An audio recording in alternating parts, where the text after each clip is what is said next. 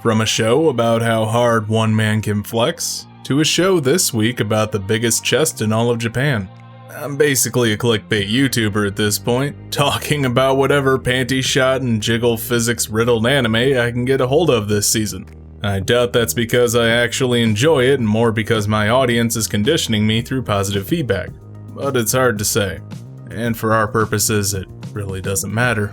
Today I thought I would look at the well-worn formula of a school setting slice of life series about a guy and a girl stuck in a perpetual cycle of will they won't they as a vehicle for comedic delivery.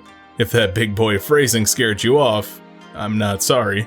I have to try and raise the bar somewhat here, since I'm dealing with Uzaki-chan wa Asobitai, also known as Uzaki-chan wants to hang out for the average person watching this video. And look at me, acting as though the people viewing my content aren't irredeemable weebs. Let's start by digging into the plot, though don't worry, there's not much to actually sink your teeth into here.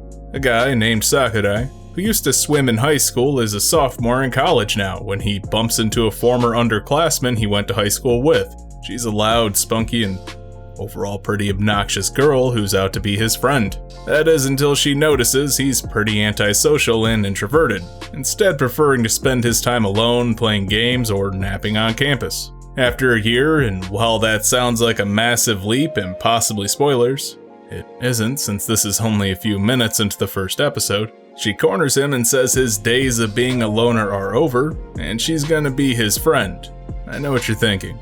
An extreme extrovert corners an extreme introvert and declares he's living his life wrong and she's going to help him come out of his shell?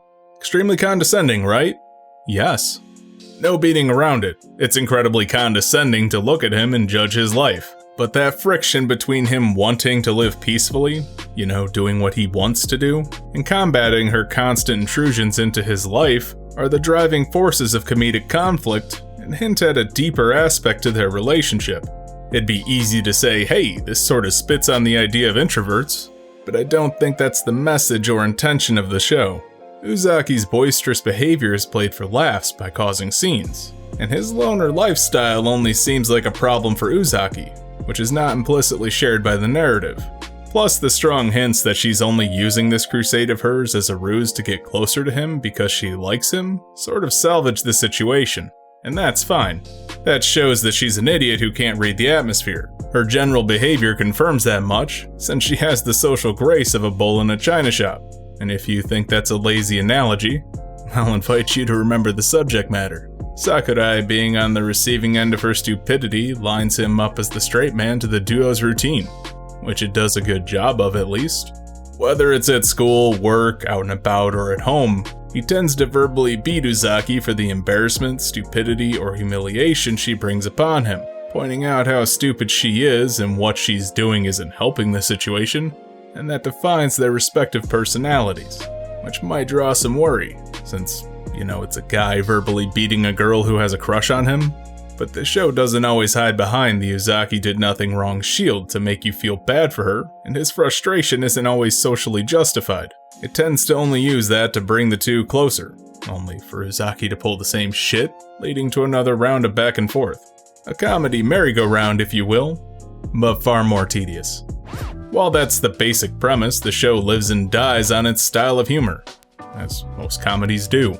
That comes in little variety, meaning if you're not a fan of it, you're quickly gonna find yourself bored and most likely bailing. Oh, would you look at that? This is where I get to bring up the ecchi in the tags, because a lot of this is flavored through that.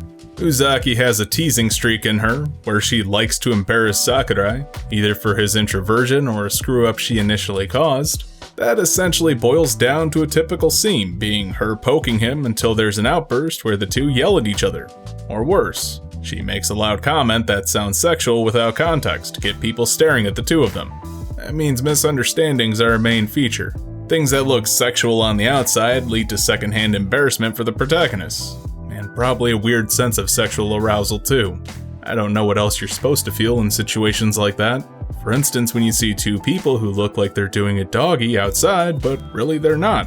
And oh look, there's some people walking by, wouldn't it be a shame if they... And they did. Way to be predictable. That sort of stuff makes me roll my eyes personally, because the joke is flat. It works on one level and isn't terribly unique.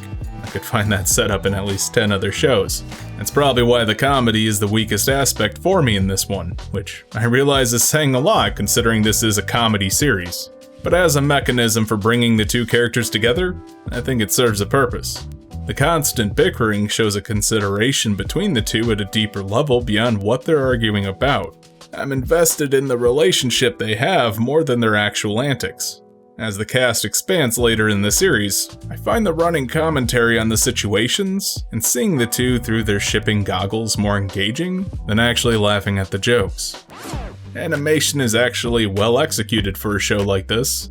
Most gag manga that get turned into anime have simplistic styles that allow the characters to naturally deform for comedic effect.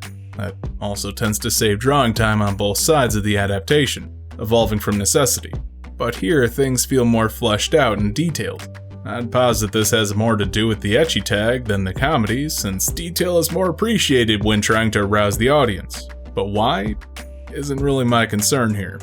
I'll just come out and say it.